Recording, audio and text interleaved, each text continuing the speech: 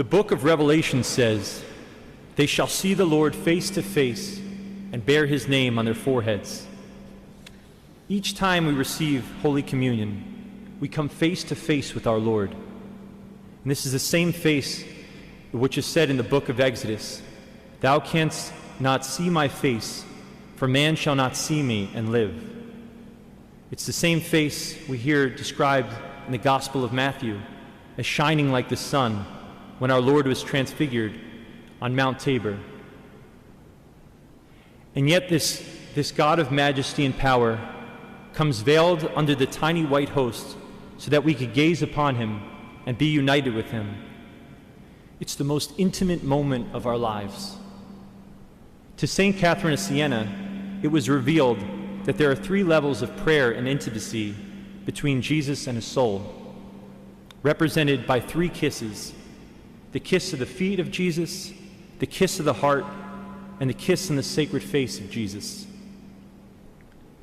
Blessed Maria Perina de Micheli, an Italian religious sister who lived from 1890 to 1945, received a similar message from our Lord when she was just 12 years old.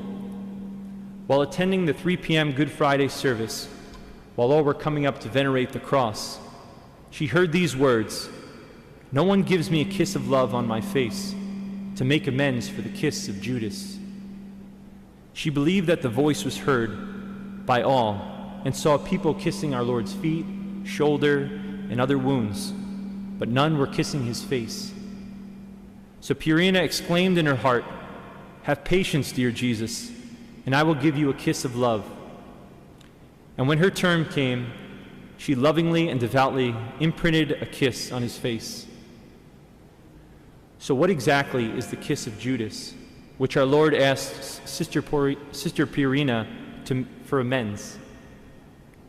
It's the kiss of betrayal, which inaugurated by the subsequent strikes, spittle, and thorns of our Lord that our Lord would receive in his passion, and still today by our own sins, most especially the sins directed against the Godhead: blasphemy, profanation of the Lord's name, of Sundays and holy days, the irreverences towards the most blessed sacrament, and the sacrilegious reception of Holy Communion, which is receiving in the state of mortal sin.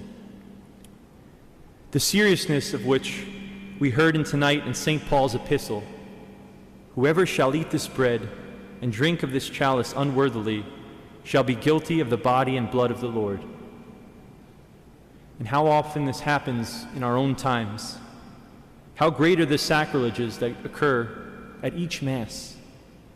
We know something's gravely wrong when the communion lines are packed and the confessional lines are empty. This is a sign of catechetical and moral sickness within the Church, evidence that the Eucharistic face of our Lord is being disfigured anew, even by his own people, that those who should love him. Jesus painfully expressed this lack of love when he appeared to Blessed Purina, covered with blood, and very sadly said to her, "Do you see how I suffer? Those who say they love me are very ungrateful. I have given my heart as a sensible object of my great love to men, and I give my face as the sensible object of my sorrow for all the sins of men." So it's truly frightful to ponder then, how great is the need for the kiss of love? And what constitutes the kiss of love which repairs the kiss of Judas? It is precisely in making atonement for what we and others do not give to Jesus, either out of neglect or hatred of him. These acts of reparation primarily include reverence towards and worthy reception of Holy Communion, keeping the Lord's holy day by attending Mass and not performing any servile work, making it a day of prayer and rest.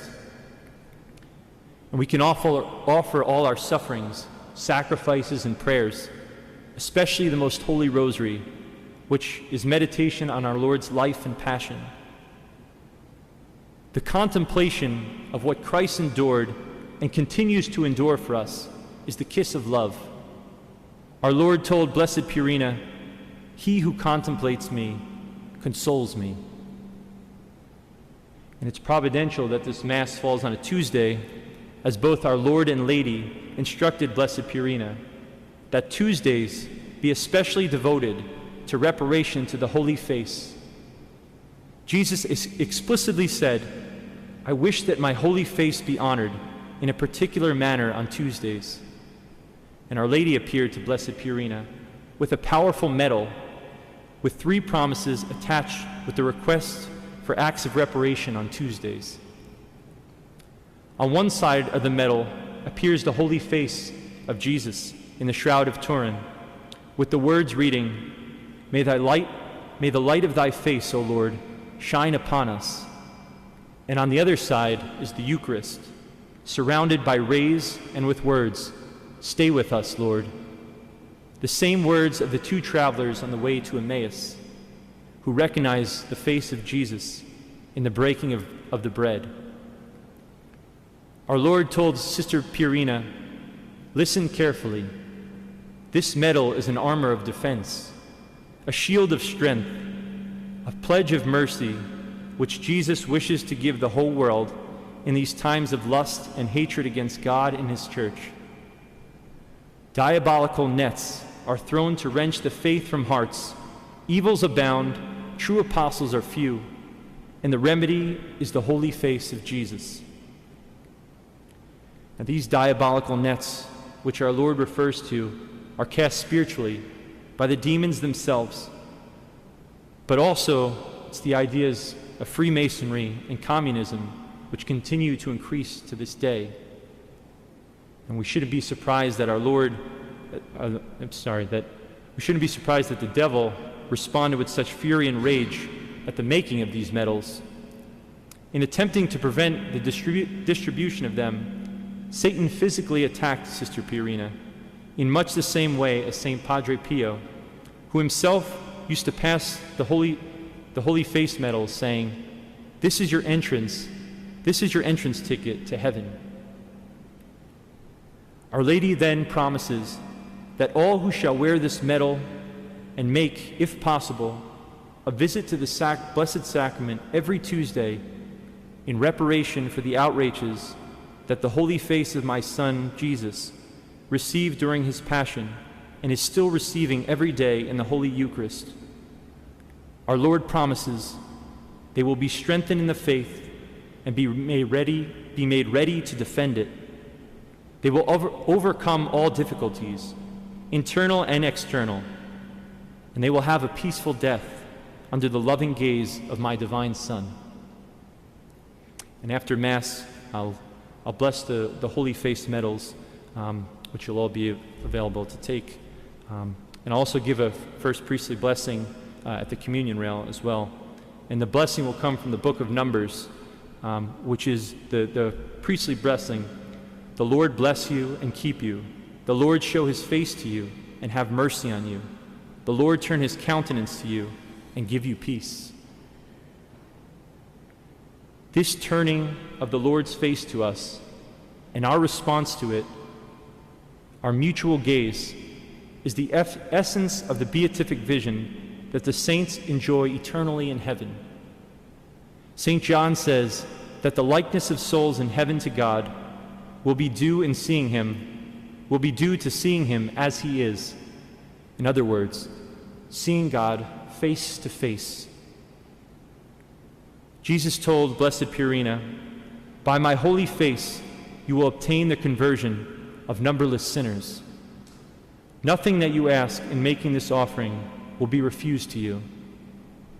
With this offering you will obtain the salvation and sanctification of many souls. According to the care you take in making reparation to my face, disfigured by sin, I will take care of yours, which has been disfigured by sin.